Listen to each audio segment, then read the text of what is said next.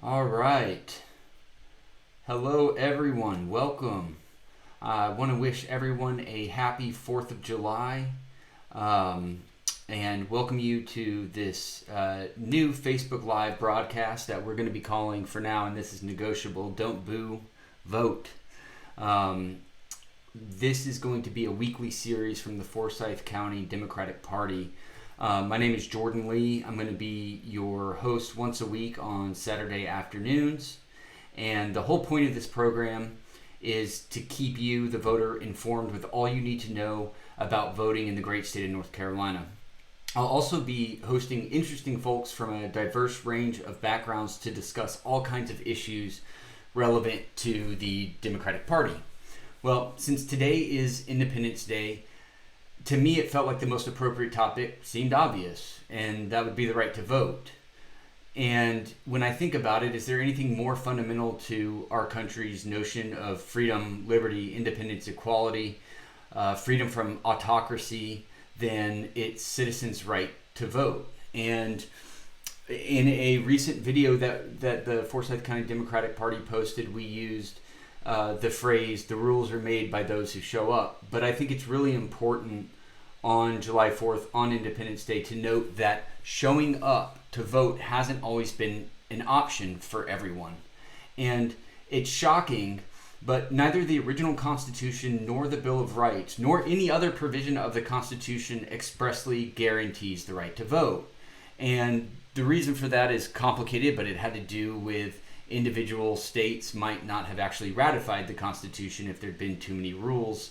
But nonetheless, there's no express guarantee the way there is for the First Amendment. You have the 15th Amendment, which prohibits racial discrimination in the vote. The 19th Amendment prohibits discrimination based on sex. The 24th Amendment prohibits the use of poll taxes in national elections. And the 26th Amendment prohibits denying the vote to those over 18 years of age. But what's interesting about all of those is they are limits on what the government can do. They're still not express rights. The right to vote wasn't seen as fundamental until several Supreme Court decisions in the 1960s analyzed the right to vote through the lens of the Equal Protection Clause of the 14th Amendment. And I'm going to go ahead and bring that up real quick because I think it's important for everybody to be aware of.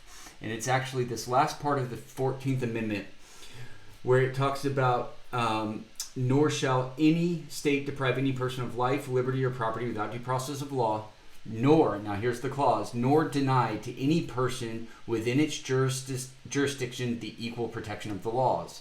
That is the Equal Protection Clause. And in those cases where the court looked at the Equal Protection Clause, the court concluded that the 14th Amendment reflected principles of political equality that required each district have an equal number of residents, which is where we get the idea of one vote, one person.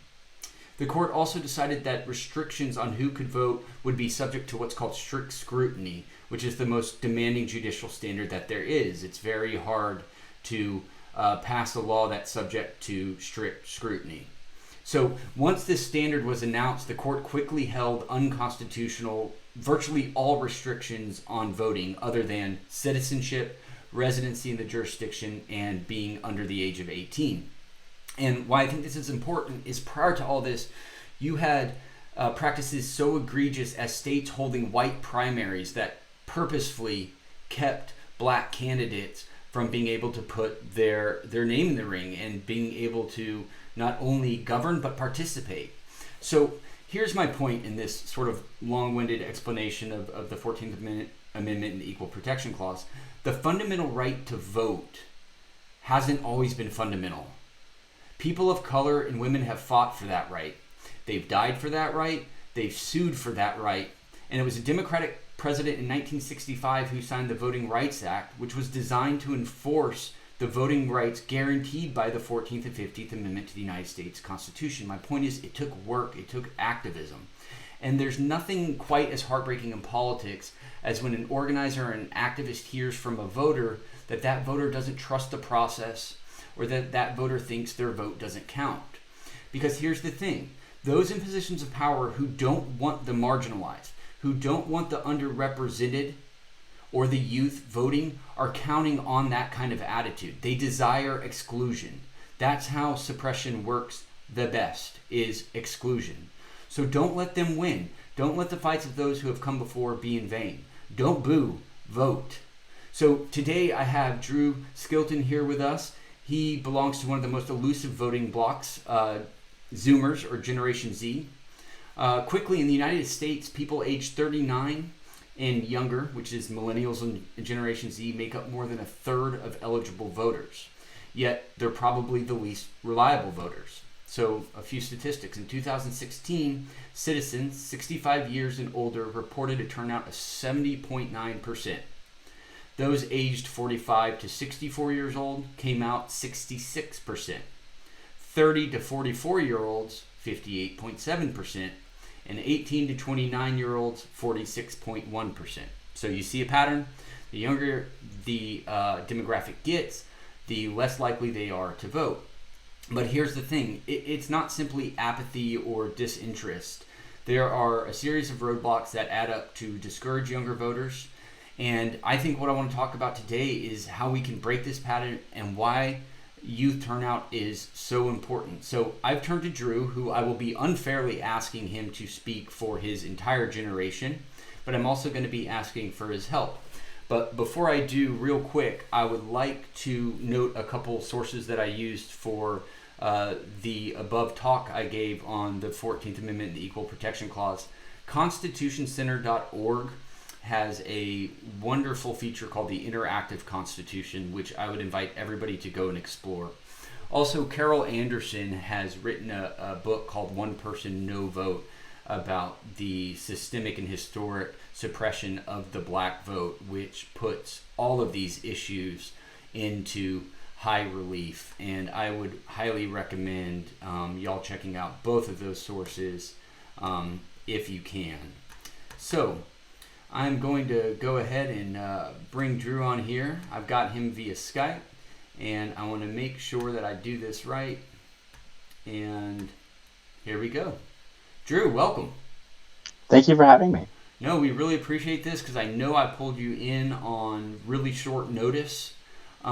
So let me go ahead and ask you, what are you currently working on politically? Yeah.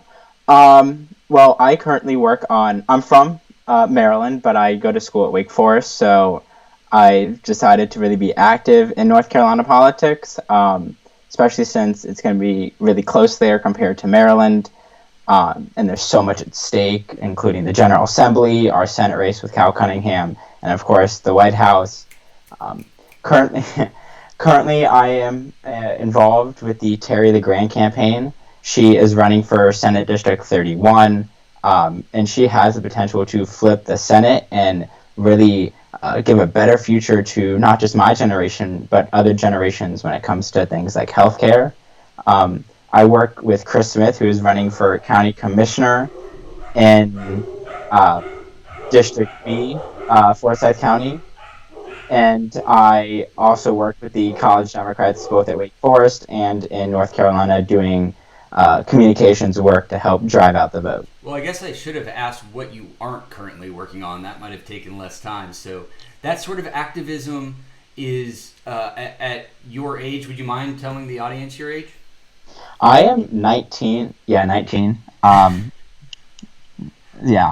had my birthday during the primary season when I was on a presidential campaign, and I was like, I had to think about it, but 19. So how so much interest in this area? How, we were just talking about how voters your age are the least reliable.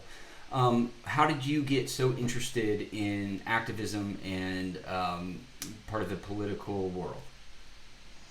Yeah, so I got started in 2018 for a local one here in Montgomery County, Maryland. It kind of just took off. I grew up, I went to school in a liberal area, so a lot of my friends were Democrats, and kind of, no one really wanted to talk about it, and I know we'll discuss this later, but also just, it really just drives me. It's something I want to do with my future. I want to work on campaigns.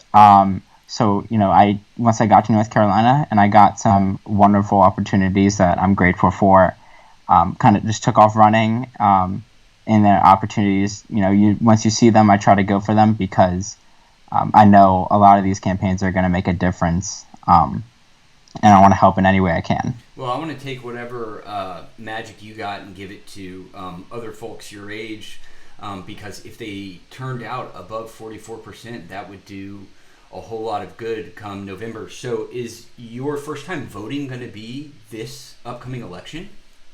Yeah, my first time, I voted in the March primary. Okay. Actually, with the Souls to the Polls, it was a really amazing experience to walk from, I think it was a community center down to the Winston-Salem State Early Voting Center. And I highly recommend early voting.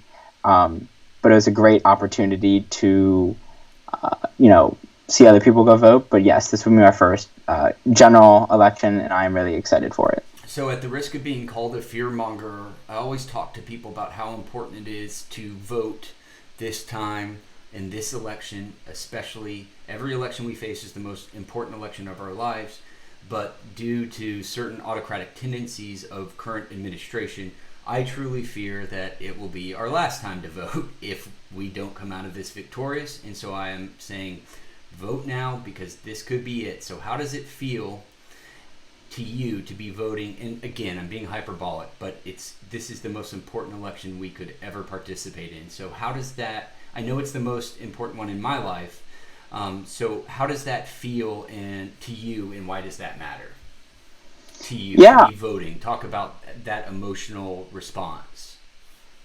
Definitely. I've been told multiple times, feels like it comes up every day when I'm in meetings, that this is the election of our lives.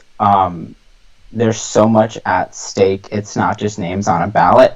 It's the future. It's now. It's, this time next year. And I feel like there's a lot of pressure on it, of course. Every day I'm trying to wake up and, help campaigns and help get the young people out to vote. And, they're often like, why?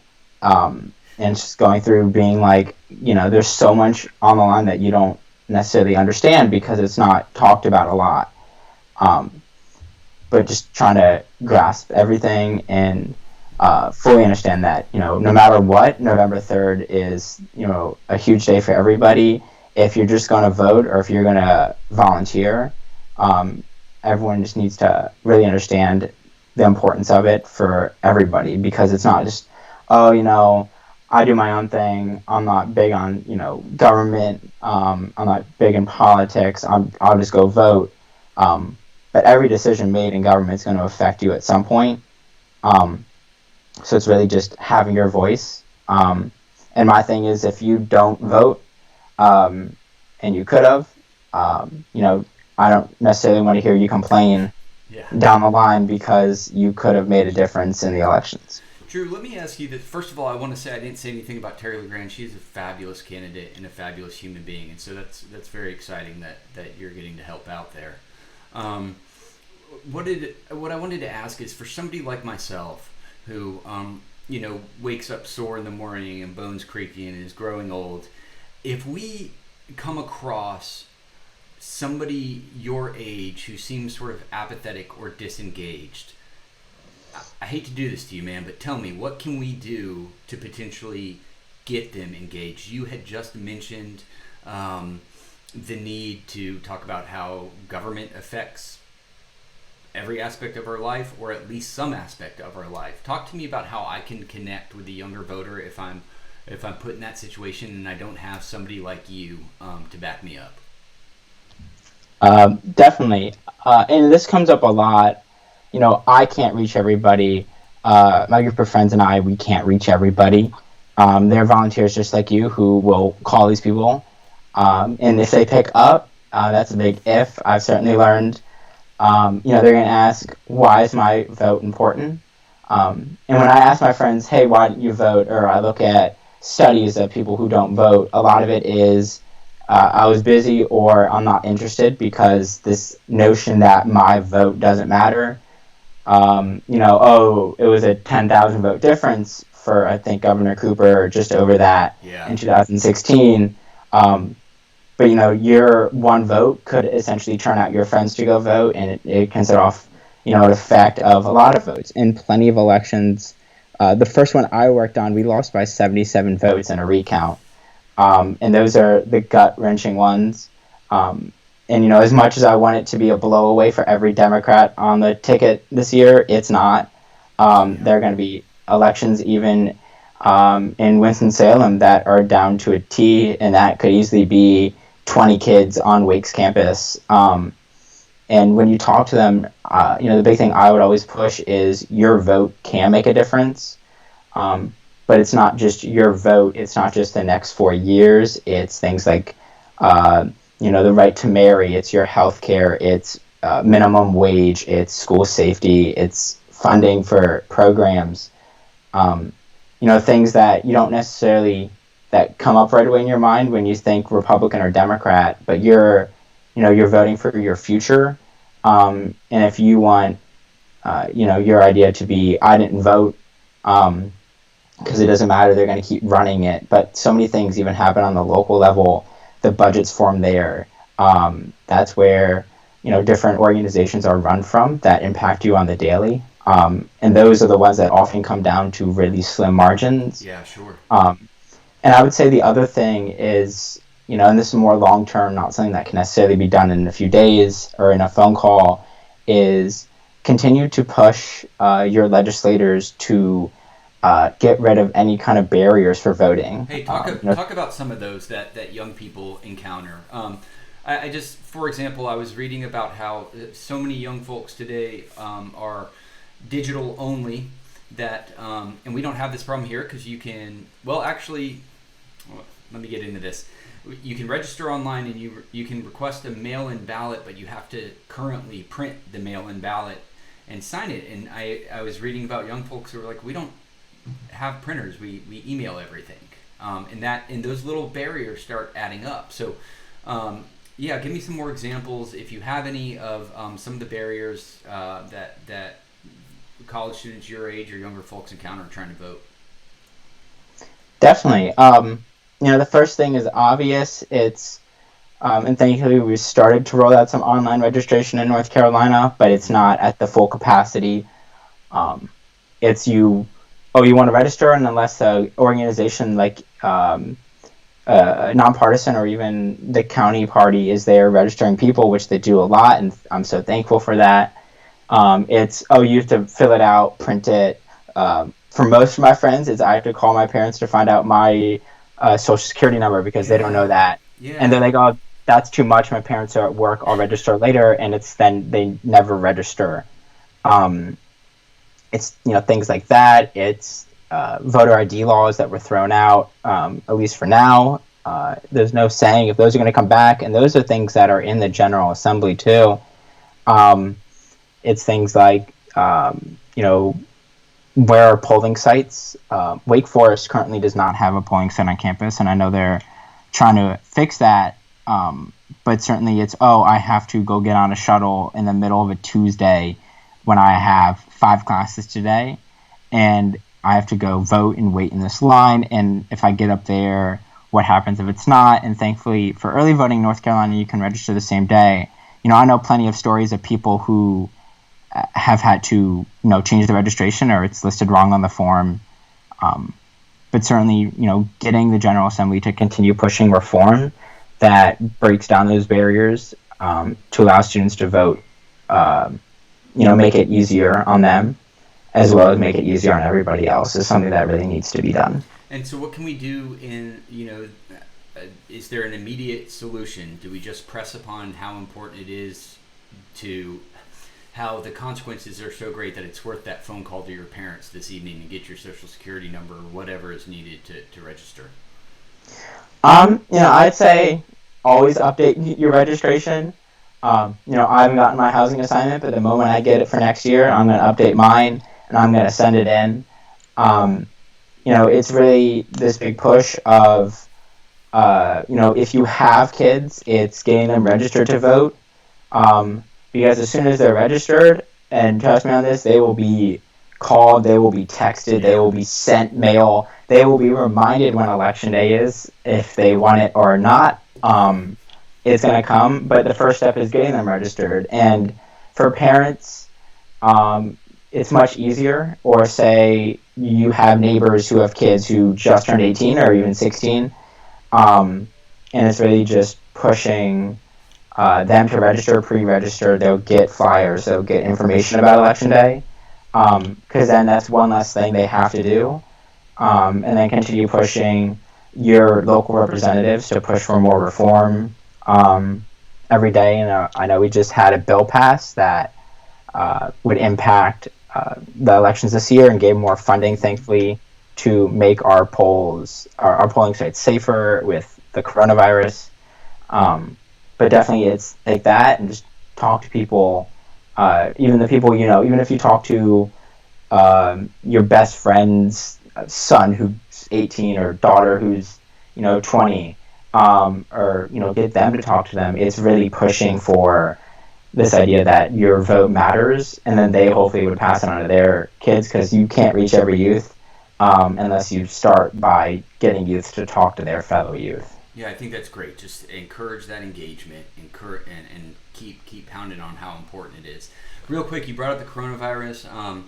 I've got to start wrapping up here, but would you still recommend? I know many young people feel sort of invincible from COVID-19. We've seen more young people get hospitalized lately, though. We know this is a dangerous virus, and it can, not to be crass, but level somebody who's perfectly healthy. Would you recommend that they send in a mail-in ballot request form now? I would say that's definitely the safest way to go about it. But obviously not all youths, because I'm not doing it. There's news that people are having these parties where the first person to get infected gets the pot of money, which, one, besides being incredibly dangerous, is kind of still illegal. But yeah, it's a lot of youth are going out again. I work in the food service industry, so I come in contact with a lot of people each day, and I would say that people are starting to not wear face coverings. People are starting to not socially distance. Just driving past restaurants that are full, and seeing that's how this happens. There's going to be a spike. It's going to be we're still in the first wave. It's just going to be a big spike. North Carolina's going to have a spike when we're back in the fall. But I'd say request it if you don't feel comfortable going to the polls. But I know polling sites will be open. But again, requesting, it's a hard process. You have to mail in a form, or now they're starting to change it where you can email it and fax it in. But it's still printing it. I have a printer, but I haven't set it up in like 10 years. Yeah. It's just really pushing people to get it is the hardest thing. But once you do that, you can make it easier in the future. But I would definitely say request it now, so you get your confirmation, you get your ballot early, and you can vote. Yeah, and if you decide you don't want, or that you want to go to the polls, that it's safe, you can tear up that ballot once you get it in the mail, and tear it up in little pieces and throw it in the trash and still go to the polls. You're not locked in. So I really appreciate your time. I got one more question. When do you think your first run for office is going to be, Drew? It's definitely something I've considered. But my first goal is winning this election and graduating college. Very political answer, Drew. Because it's too early to determine. Mm-hmm. But I'm always keeping things on mind. But we'll see. Maybe one day. Maybe not. Let me summarize real quick for everybody listening. For some of the older folks, it's important to engage younger voters and remind them how important their vote is, how close elections are won by, how important government is in their day-to-day lives, whether or not they see it. And we've got to reach out to people and get that messaging through. And we should be supportive of younger voters. I will say on my end, there are certainly times that younger voters feel alienated by older voters who sort of scoff at them and see idealism instead of practicality, and that's the kind of attitude we got to get rid of, and we got to invite everybody into the process. So everybody, happy Independence Day. Drew, thank you for being here. I really appreciate it. Good luck to you. Thank you, Terry LeGrand, and hopefully we'll see you on the road again real soon, okay? Likewise. All right. Have a great one. Bye, everyone.